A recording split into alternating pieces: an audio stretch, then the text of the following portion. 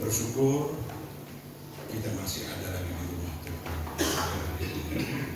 Terima kasih kalau Roh Kudus bawa kita kembali kumpul sore ini untuk kita menyembah, memuji Tuhan dan menikmati firman Tuhan. Bapak Ibu kekasih dalam Tuhan, sebagai orang percaya ada satu hal yang paling amat sangat penting.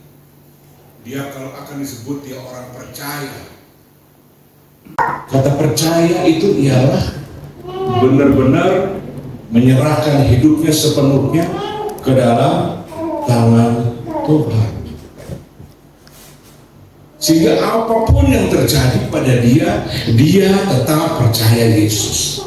Seperti yang pernah saya katakan, doa sampai 1 minggu, 1 bulan, 3 bulan, 6 bulan belum dijawab, tetap dia katakan aku percaya. Wah, itu hebat sekali.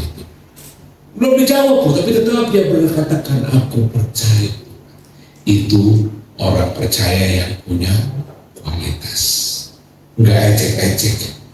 Ya, kalau Pak Mahfud MD bilang bukan recehan, percayanya bukan recehan, berkelas. Orang seperti itu orang yang menghormati imannya di hadapan Tuhan. Enggak terus enggak Kristen-Kristenan, enggak kebaktianan, enggak baca Alkitab lagi, enggak. Wes cukup semua sampai di sini. Waduh, itu recehan Bapak Ibu. Ya, saya berani katakan itu Kristen recehan itu. Enggak.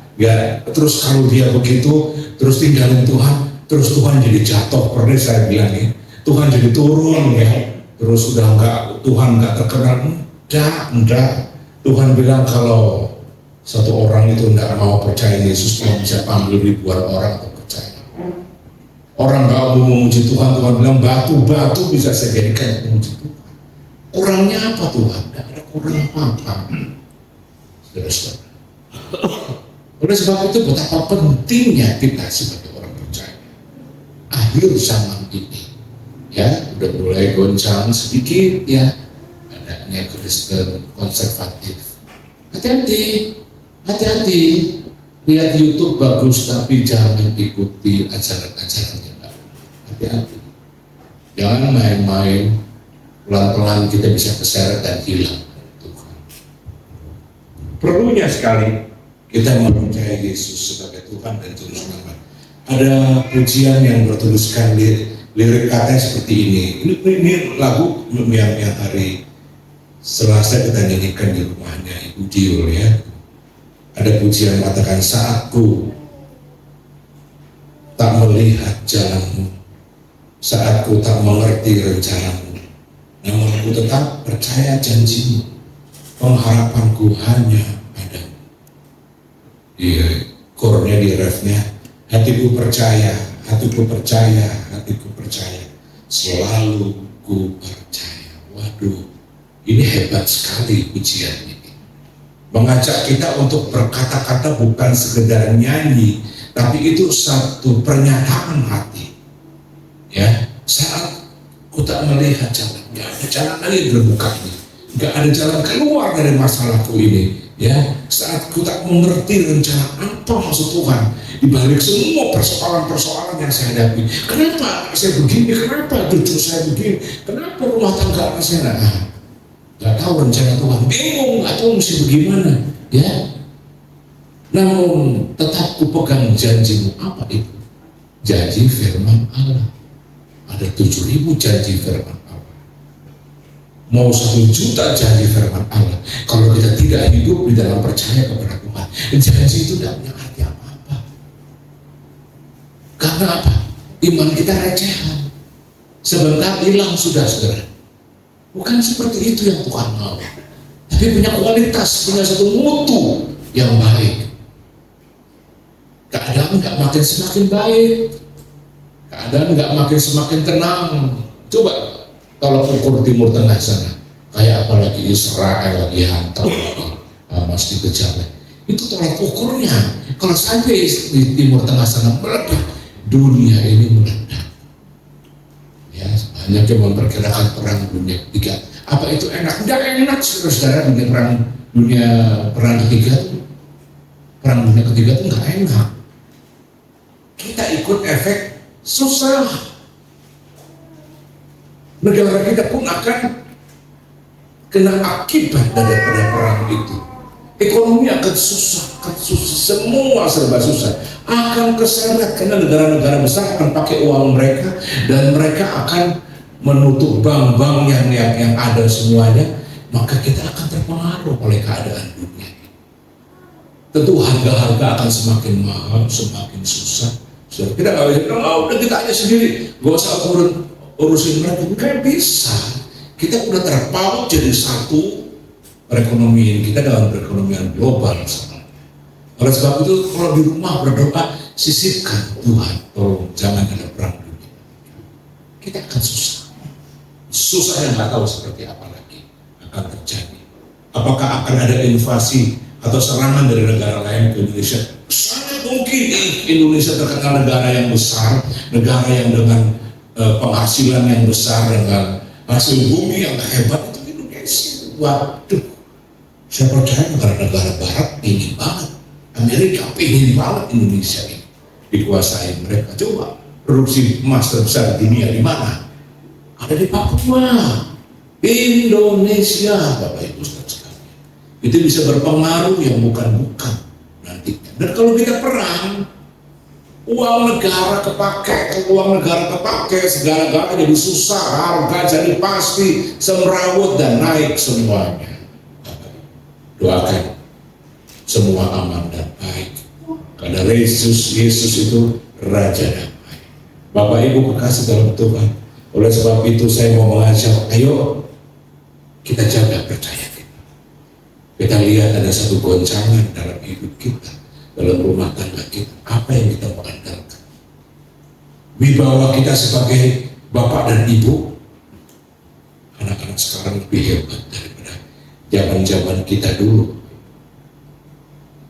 Kita nggak bisa atur mereka menurut mau kita pada zaman-zaman kita dulu. Cara bapak saya didik saya itu nggak bisa saya didik anak saya kayak cara bapak saya didik saya dulu.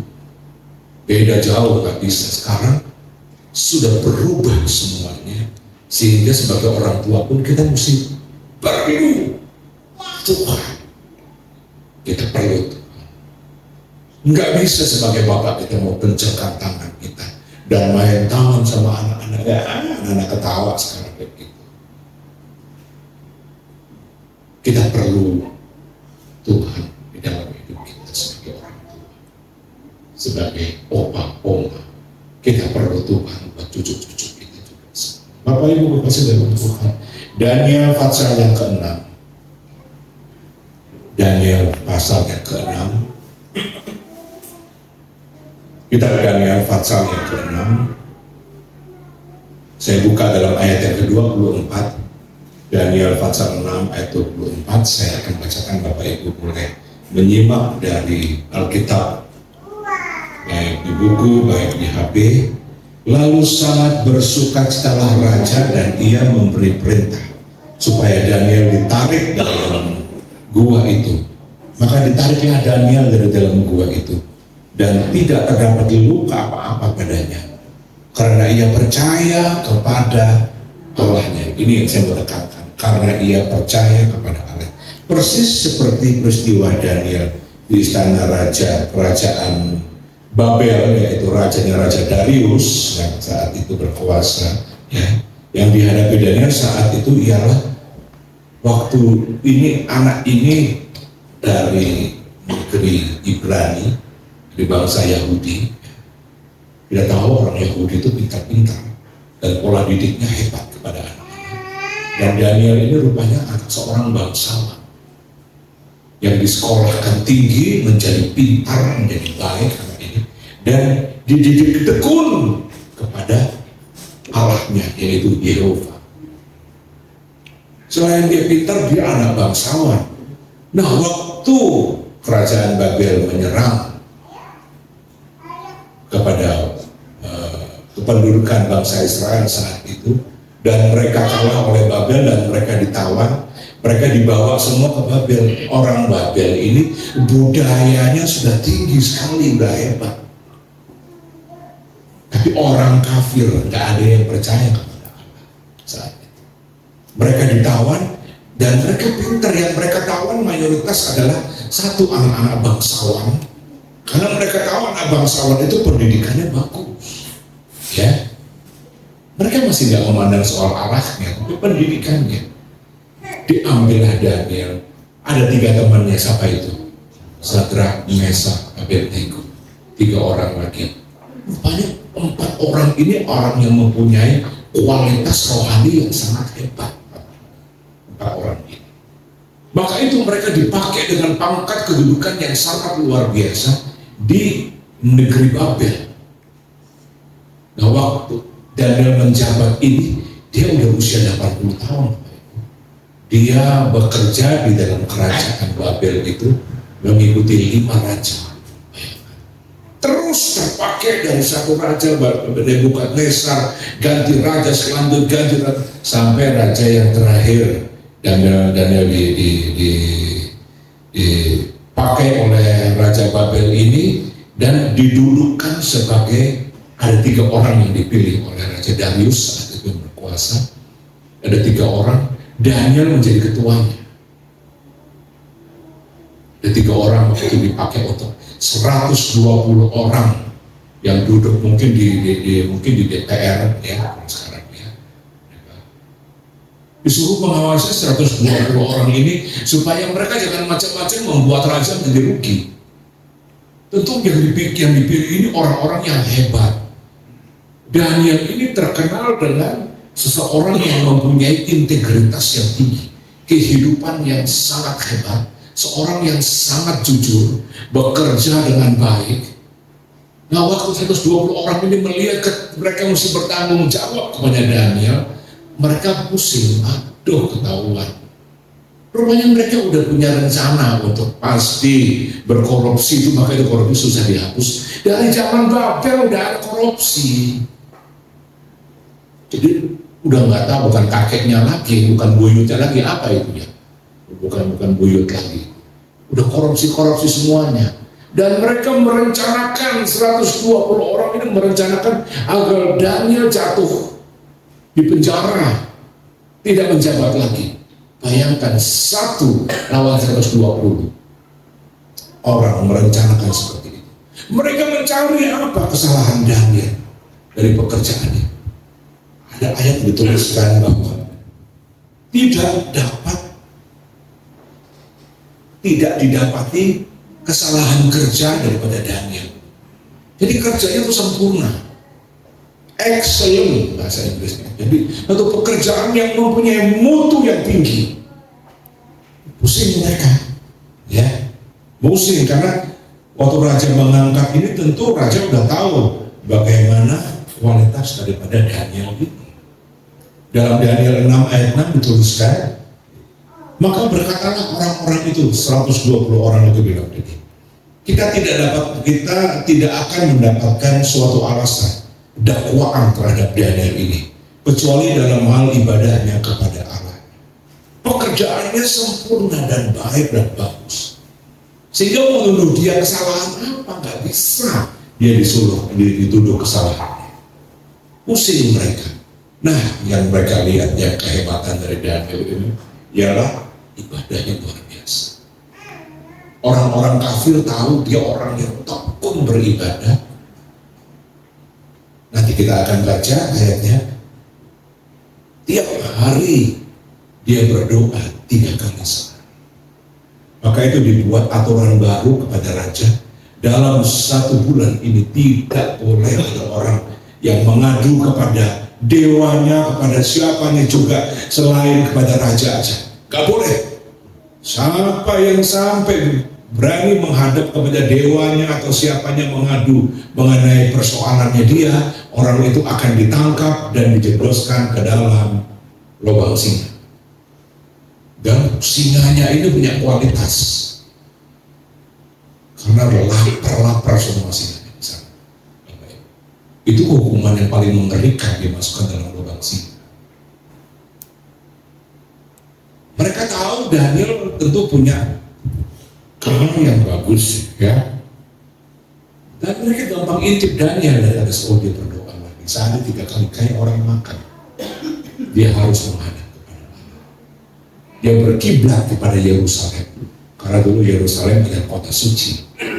Jadi orang berdoa, jadi yang sepupu kita itu ikut-ikut kita. Ini sebelum ada loh, agama itu ada loh. Kita berbagai kiblat kepada kota suci sana, Yerusalem sana. Bapak Ibu dikasih dari Tuhan, mereka merancangkan hal itu karena mereka tahu Daniel pasti bisa jatuh. Dan benar, waktu Daniel dengar peraturan itu, apa terus Daniel pikir, Tuhan, sehari 2 kali aja ya. Ini kalau aku ketangkep lubang singa Tuhan. Enggak, dia nggak peduli dengan aturan. Tetap dia ada di dalam waktu-waktunya dengan Tuhan. Apa Daniel nggak berpikir kalau ketangkep ini? Daniel berpikir. Daniel orang Ibrani yang sangat setia kepada Allah. Daniel seorang anak yang berasal dari keluarga yang kita ceritakan tadi ya. Dalam ayat-ayat sebelumnya kita dapat membaca bagaimana Daniel dengan teman-temannya berniat untuk tidak memakan makanan di kerajaan. Waktu dia pindah ke Babel, dia sudah berniat tidak makan makanan dari orang-orang Babel. Maka itu ada yang namanya puasa Daniel ya. Itu cuma makan sayur tok dia dan minum. Dan dia membuktikan dengan diet seperti itu kita akan lebih sehat, kita lebih gemuk keadaannya. Maka itu sampai sekarang ada namanya puasa Daniel. Seperti itu. Sampai mereka berniat nggak minum minuman keras, nggak minum anggur segala macam, makan makanan sayur-sayuran. Berniat seperti itu. Karena apa? Saking menjaganya hidup, jangan sampai tercemar di negeri yang kafir ini. Mereka takut jangan sampai kita tercemar dengan kekafiran yang ada di negeri ini. Ketekunan ketaatan Daniel sangat teruji. Dan semua yang diperbuat di dalam ketekunan ketaatan Daniel tidak pernah sia-sia, selalu menghasilkan buah-buah ketaatan yang menopang hidup rohani dan jasmaninya Daniel. Ketaatannya menopang kehidupan rohaninya dan jasmaninya. Kita lihat pekerjaannya dia terus naik, tentu gajinya juga terus naik, dan fasilitas dari negaranya pun terus naik. Karena apa? Dia menjadi luar biasa sekali. Akibat dari ketaatan ketekunannya, karya kerja Daniel terus meningkat dari 5 raja yang pernah berkuasa di Babel. Menurut sejarah sampai usia 80, Daniel masih duduk di pemerintahan dan memimpin. Dia tidak pernah tidak memimpin, dia selalu memimpin setiap bagian-bagian. 120 wakil-wakil raja ini senang saat mereka tahu Daniel sudah masuk dalam jebaknya, yaitu berdoa. Ibadahnya itu dipelesetkan sehingga menjadi aturan yang membuat Daniel terjatuh dari kedudukannya. Dan mereka cepat-cepat melaporkan kepada raja tentang Daniel ini. Tentu bukan berarti raja senang. Wah, wes mantap sampai. Ya wes, aturan dong. Dicokot wes semua ya. Raja ini sangat hormat dan sangat menyayangi Daniel. Daniel ini orang yang penting sekali buat raja. Jika raja berusaha mencari celah, gimana saya membela Daniel ini? Tapi tidak ada. Karena mereka membuat hukum itu tidak bisa dibatalkan. Hukum raja ini sudah dimeterai dengan cincin raja, tidak bisa lagi dibatalkan. Sehingga harus dijalankan. Daniel mungkin bisa nyanyian yang saya katakan tadi. Saat ku tak melihat jalanmu. Karena Daniel pun pusing. Seperti apa ini? Sebagai manusia pasti hatinya juga pingin sekali. Ya raja, kok lihat aku toh, kok dibela aku ini. Kamu tuh sayang sama aku ini penting buat kamu. Tolongin aku nih masalah ini. Batalkan undang-undang itu supaya saya bebas. Tapi Daniel tidak berharap pada raja. Daniel tidak dituliskan oleh Alkitab menghadap pada raja dan menangis dan mewek, dan raja menolong Daniel? Tidak. Sebagaimana imannya, saya percaya dia tetap melakukan doanya. Dia tidak merasa bersalah untuk dia berdoa kepada Allahnya yang benar. Tidak merasa bersalah. Apa saya ini kurang hikmat ya? Udah tahu ada aturan gini kok bukannya berkurang, ngumpet-ngumpet ke doanya? Enggak. Sebagaimana dia duduk di tempat dia berdoa, dia lakukan di situ juga. Dia tahu waktu dia berdoa pasti orang-orang bisa lihat dia. Tapi bukannya dia nantang, tapi buat dia ini hanya suatu kewajiban yang harus saya lakukan untuk Allah saya. Dia begitu tahu di negeri yang kafir ini pemeliharaan Tuhan ada atas Daniel. Maka dilakukan hal itu semuanya kepada Daniel. Daniel bisa minta kepada Tuhan, tolong kirim gempa yang besar atas negeri ini, supaya semua jadi berantakan sehingga fokus dia tidak kepada penghukuman saya lagi. Bisa sekali. Tapi Daniel lebih tahu pikiran Allah dan hati Allah. Oleh sebab itu, saya nggak tahu Daniel berdoa apa. Pasti dia berdoa sebagai manusia, dia pun takut mati, Bapak Ibu. Pasti Daniel takut mati. Tapi imannya membuat dia tidak takut mati. Karena apa? Dia begitu yakin sekali, 80 tahun usianya, dan dia hidup dengan Allah.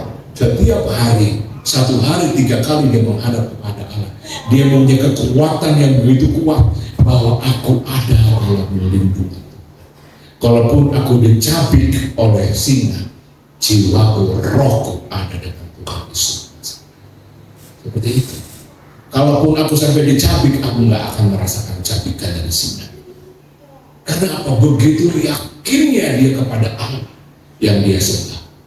Walaupun dia lihat dia dicemplungin ke dalam lubang singa, mungkin dia sekeliling nggak ada raja, nggak ada tempat. Dia sekeliling nggak ada pertolongan apa-apa dari Tuhan. Aku dicemplungin aja ke dalam lubang. Tapi waktu dia ada dalam lubang, di situ dia lihat ada Tuhan. Karena apa? Dia katakan kepada raja, Allah telah mengirimkan malaikat melatupkan mulut-mulut singa. Dia lihat singanya nggak berbuat apa-apa. Oh, ini yang Tuhan. Makin kuat imannya, makin dia bersyukur. Karena apa? Dia terlindung. Walaupun di hadapanku aku pasti mati, tapi kematian itu tidak menghampiri aku. Alat kematian itu malah diam semuanya. Ini pekerjaan Tuhan. Orang yang dekat, yang suka bersyukur, dia bisa membaca situasi keadaan apapun. Waktu kita mulai dalam masalah dan kita lihat ada satu celah yang Tuhan buka untuk menolong kita, itulah mulut kita memuji Tuhan. Oh, terima kasih, ada pertolongan dari Tuhan. Saya akan syukur, terima kasih kepada saudara-saudara yang saat saya sekeluarga harus di isolasi zamannya COVID dulu ya, nggak tahu saya mesti makan dari mana ya, karena nggak ada kiriman sama sekali, nggak tahu mesti berbuat apa. Tapi ada malaikat-malaikat dari Punten yang datang dan kirimkan saya sayur, kirimkan saya makanan setiap hari. Dan saya lihat malaikat Tuhan datang menolong kami sekeluarga.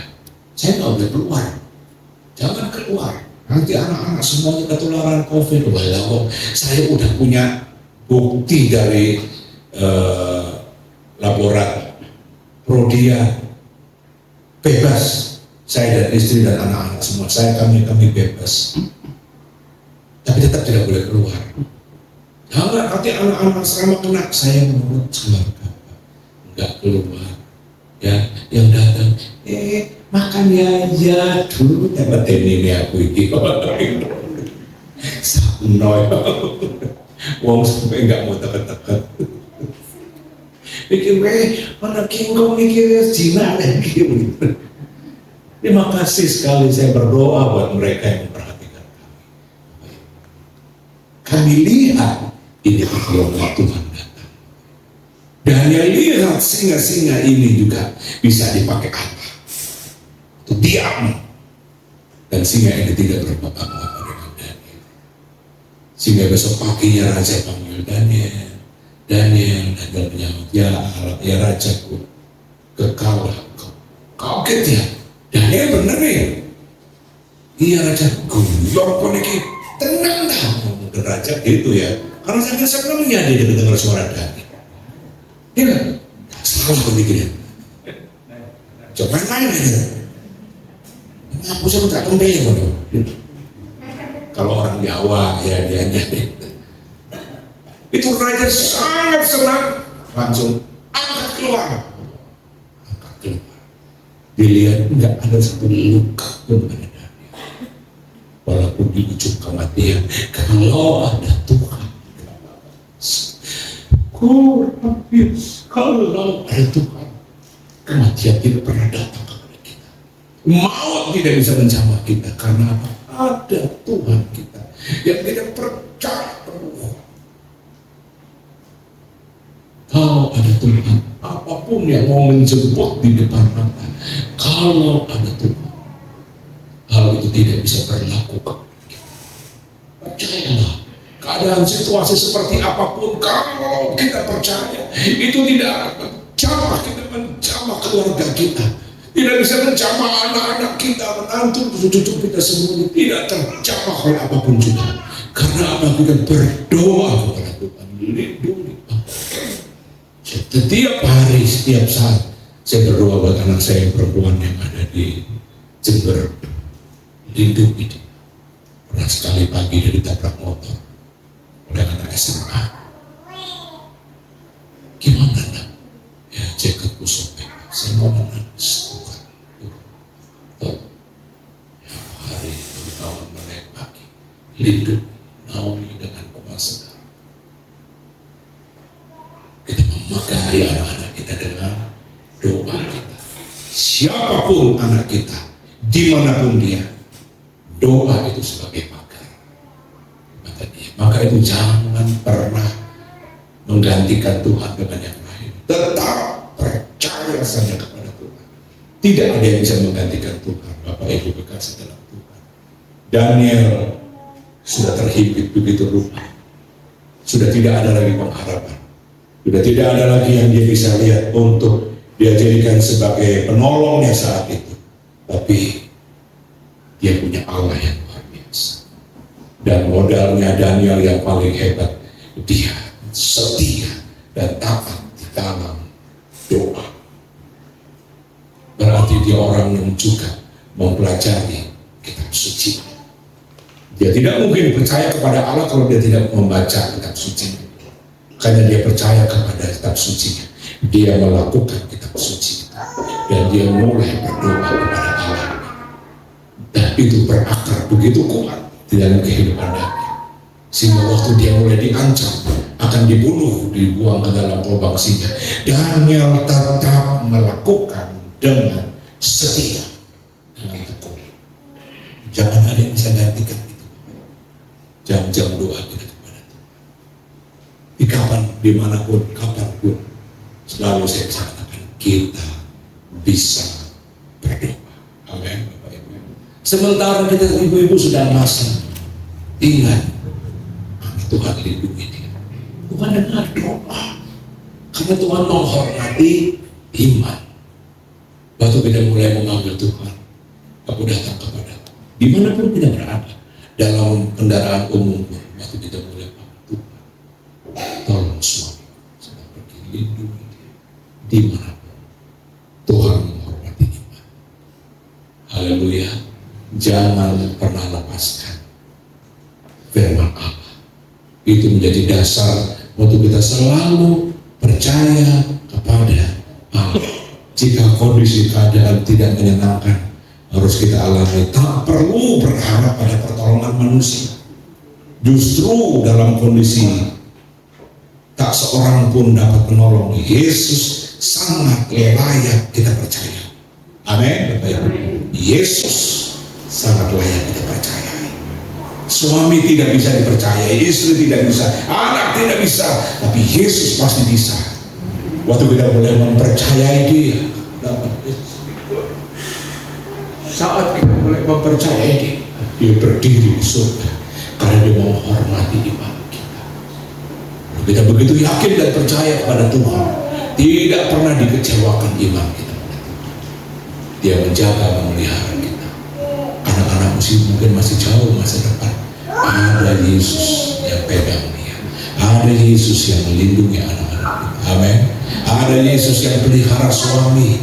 Ada Yesus yang pelihara istri, yang pelihara mantu, cucu. Ada Yesus yang memelihara, melindungi perkebunan kita, yang memelihara, melindungi kita punya usaha. Waktu kompetitor persaingannya ketat sekali, kalau ada Yesus ada berkat. Kompetitor seperti apa ketatnya, hebatnya mereka berbuat segala macam untuk menarik. Kalau ada Yesus, berkat tidak akan lalu dari kita.